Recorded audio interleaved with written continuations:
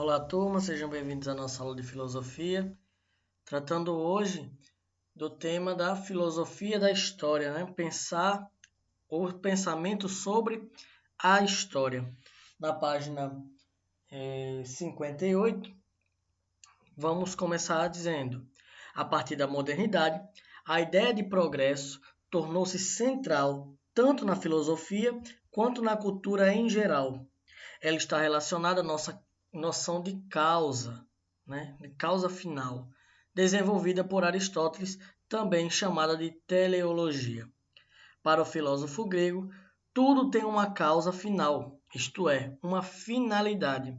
Aplicada à história, particularmente no pensamento de Hegel, tem-se a noção de um objetivo final, o ponto ao qual a marcha da humanidade tem ou pretende chegar.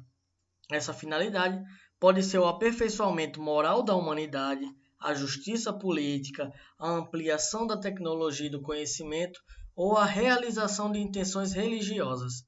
A ideia de que a história segue um caminho não é nova, portanto. Né? Então, a partir da modernidade, essa ideia de progresso, né, vindo do positivismo, e aí nós lembramos da nossa bandeira, né, ordem e progresso, tratando da história como tendo uma finalidade, né? Não uma causalidade, uma finalidade, que a história teria um fim. E essa finalidade poderia ser tanto o aperfeiçoamento moral da humanidade ou a justiça, né, na sociedade, justiça política. Então ela caminharia para algo, tá? O que a modernidade traz de novidade é um otimismo com a tecnologia e a ciência.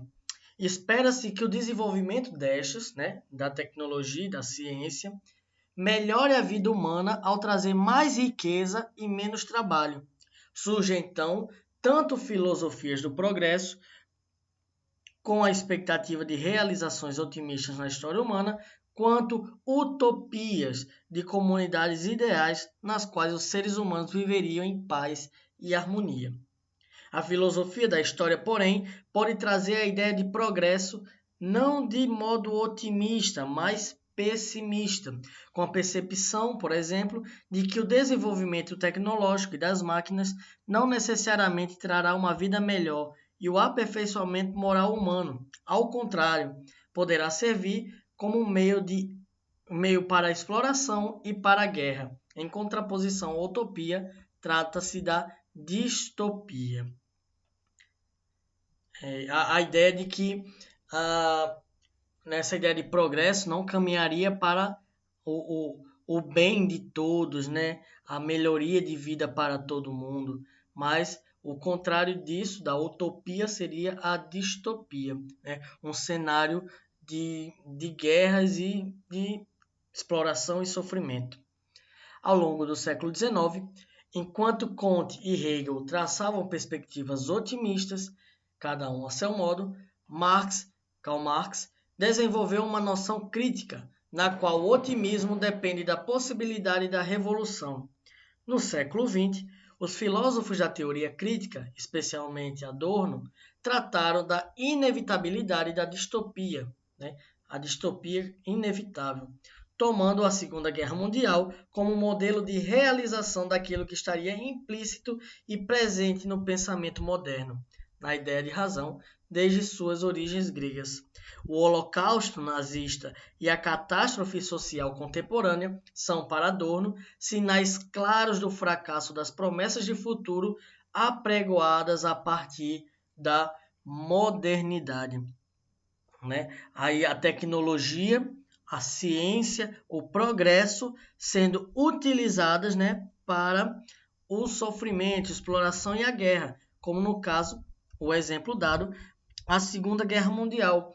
Um exemplo que a gente pode dar também de um pensamento assim é que dizem, né, que Santos Dumont, pai da aviação, se entristece grandemente quando vê que a sua invenção está sendo utilizada para a guerra, né, na Primeira Guerra Mundial.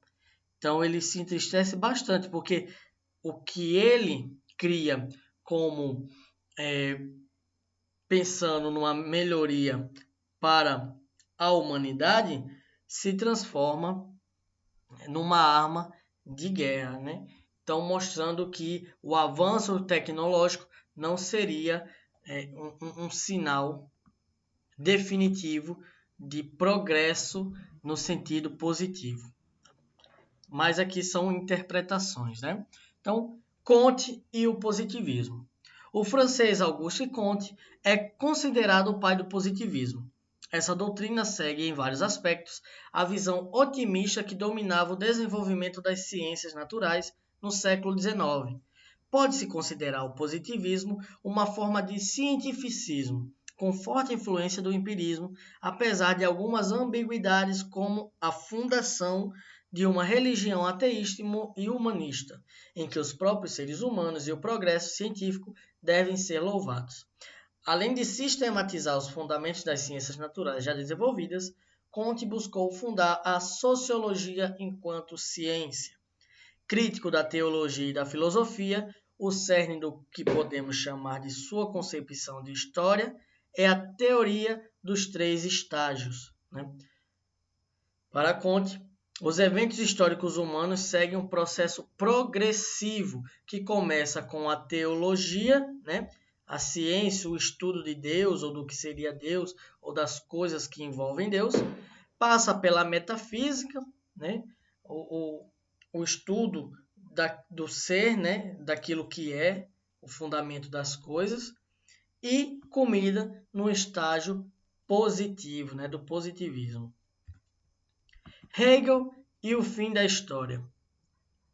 Outra filosofia importante para a noção de progresso foi a de Hegel. Ao contrário de Comte, que se baseava no empirismo e nos modelos já existentes das ciências naturais, Hegel baseou-se no idealismo. Embora bastante modificado e não discriminando a experiência como fonte de conhecimento, e colocou a noção de espírito como a mais importante e como determinante para a natureza. Hegel refere-se ao espírito formado pela unidade dos produtos materiais e seus processos pela atividade humana de realizar sua sociedade e sua moralidade no mundo, assim como um processo de autocompreensão humana. O espírito é a unidade consciente do conjunto de atividades materiais e culturais humanas. Assim, Hegel trata das nações enquanto espírito dos povos, da união desses povos mediante a ideia de espírito do mundo e o processo de realização do espírito do mundo ocorre por meio da história do espírito, né? O espírito, nesse caso, para Hegel, seria as ações conscientes da humanidade, né? Então, conjunto de ações conscientes das nações, né? Seria o espírito dos povos e quando junta os espíritos dos povos, encontra-se o espírito do mundo, né? Na ideia da junção dos vários povos, tá? Então, nessa ideia de autocompreensão, tá? Quando o ser humano, através da razão, ele compreende a si mesmo, tá? Ele desenvolve essa razão para a convivência do todo, tá ok? Então aí vai dar-se a ideia de espírito dos povos, tá? Podemos pensar nisso na ideia de só para dar um exemplo, do time de futebol, uma torcida, né? O Flamengo, né? Isso é o espírito flamenguista de ser. Então, é a junção, né, das ações e das razões do que é ser um flamenguista colocadas ali na prática, né? Seria o espírito de ser flamenguista. Isso era um exemplo, né, no total da ideia da massa, né? Do conjunto de razões num grupo que se dá o nome de espírito. O filósofo alemão valoriza o trabalho do negativo, que estabelece oposições e conflitos, e por meio da negação dos próprios conflitos, dá-se a resolução. A compreensão das verdades ocorre no entendimento dos seus processos, que são sempre dialéticos e históricos. Assim, a compreensão do homem envolve a história. Por sua vez, o estágio mais avançado da autoconsciência humana é a filosofia, que é a parte de um processo histórico de desenvolvimento da consciência. Segue-se disso que compreender a realidade de maneira mais profunda envolve conhecer seus processos históricos e compreender a filosofia. Portanto, Hegel não apenas desenvolveu uma filosofia da história, como também escreveu uma história da filosofia, onde para se entender o humano é necessário compreender a história humana. Né? Para se compreender o ser humano e os seus processos de evolução social, é preciso entender a história. Né? Por isso que ele faz, tanto ele constrói a filosofia da história, no sentido de pensar o que é história, mas também na história da filosofia, porque estuda, né, vai criar esse pensamento de estudar a história da filosofia ao longo dos períodos, né? Na próxima página, temos o método estruturalista, na página 60. Como pensado por Hegel, a importância do estudo da história da filosofia envolve compreender o pensamento como um evento histórico que engloba o ser humano e representa estágios culturais da humanidade. Né? Compreender o pensamento como um evento histórico, né? Que está contido na história. Pensamento, nesse caso, são as ideias, né? O pensamento kantiano, o pensamento socrático, né? Eles estão contidos na história, né? E engloba o ser humano e também os estágios culturais da humanidade. Hegel compreendeu que a filosofia tinha um papel essencial no desenvolvimento do espírito humano. Compreender a história é, portanto, compreender também o desenvolvimento das ideias e das suas aplicações. Ideias não são apenas abstrações, elas influenciam ações e formas de organização. Assim, para Hegel, as ideias tornam-se concretas. Elas configuram um estágio histórico e cultural. Dessa forma, compreender a história da filosofia é compreender o próprio ser humano e seu sentido. Sentido este que é sempre histórico.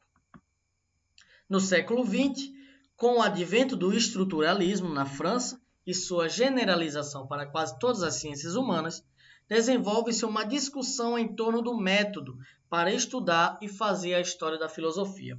A escola francesa e estruturalista foi bastante influente no meio acadêmico brasileiro e passou a ser questionada há alguns anos como consequência da recepção do pós-estruturalismo. O principal ponto aqui é como interpretar a história da filosofia, considerando a cientificidade, ou seja, o interesse pela verdade, a filosofia e a historicidade.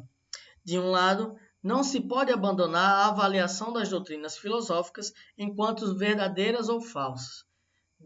De outro, uma análise histórica deve ser neutra no que se refere aos documentos que analisa, não julgando no processo de avaliação. Além disso, permanece o problema de como dar sentido à relação entre os diversos textos, pensadores e correntes na história da filosofia. Do ponto de vista positivista ou cartesiano, a história da filosofia não poderia ser científica. A divergência entre as correntes e em muitas interpretações, a impossibilidade de demonstrar a verdade e a validade de algumas delas, diante das outras, demonstraria que a história da filosofia não é uma história da verdade. Não há, sob esse ponto de vista, verdade na história da filosofia. Consequentemente, ela não é científica. E como todo saber válido deve ser científico, a filosofia não é conhecimento. Né? Aqui trata do questionamento dos filósofos estruturalistas de conceber, né, a filosofia da história e propriamente depois a filosofia, né, como ciência, porque eles ficam, para o historiador, né? Não importa se algo é certo ou errado, verdadeiro ou falso. O que importa é o documento que ali está e ele analisa esse documento, né? E prova, ó, esse documento existiu, tal e tal e tal, né?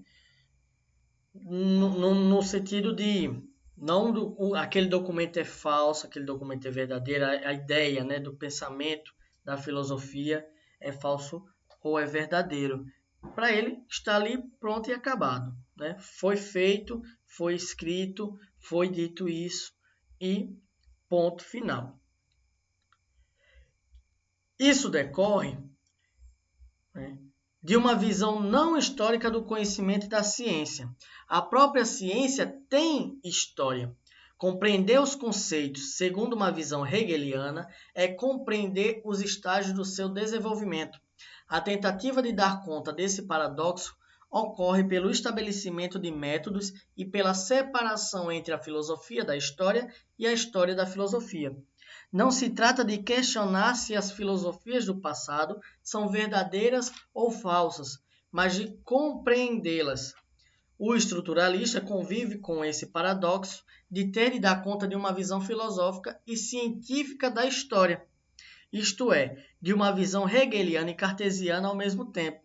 A solução do estruturalista é justamente ater-se à estrutura dos pensamentos expressos na história da filosofia, não separando as teses filosóficas expressas das intenções e dos movimentos que as produziram. As críticas do pós-estruturalismo ao estruturalismo também se aplicam aqui. Enquanto o estruturalismo faz a distinção entre o conteúdo do texto e o contexto, principalmente o contexto histórico em que ele foi escrito, o pós-estruturalismo questiona a distinção entre texto e contexto com base em uma visão ampliada do texto.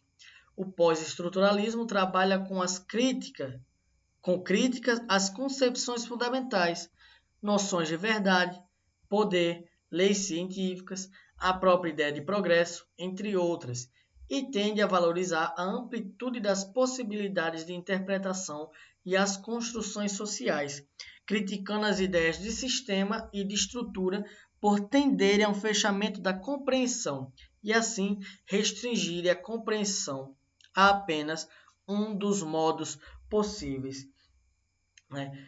Esse dualismo que existe no construtivismo, que eles tentam equilibrar a não interpretação do que é verdadeiro ou falso, se é ciência ou se não é, com propriamente a história da filosofia, né, com o que foi escrito. E aí a gente volta para o início do capítulo, na página 46, sobre o que é filosofia da história, né? Que a filosofia da história tem como objeto de investigação a história. Questiona-se o que significa história e como e se podemos compreendê-la.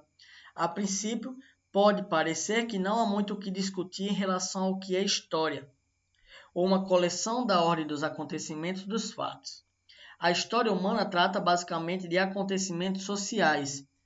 Quando pensamos, porém, que os eventos sociais e seus sentidos podem ser compreendidos de diferentes maneiras, dependendo do enfoque e da intenção do que se narra, a própria ideia de fato social pode ser questionada, apresentando perspectivas diferentes sobre os mesmos eventos.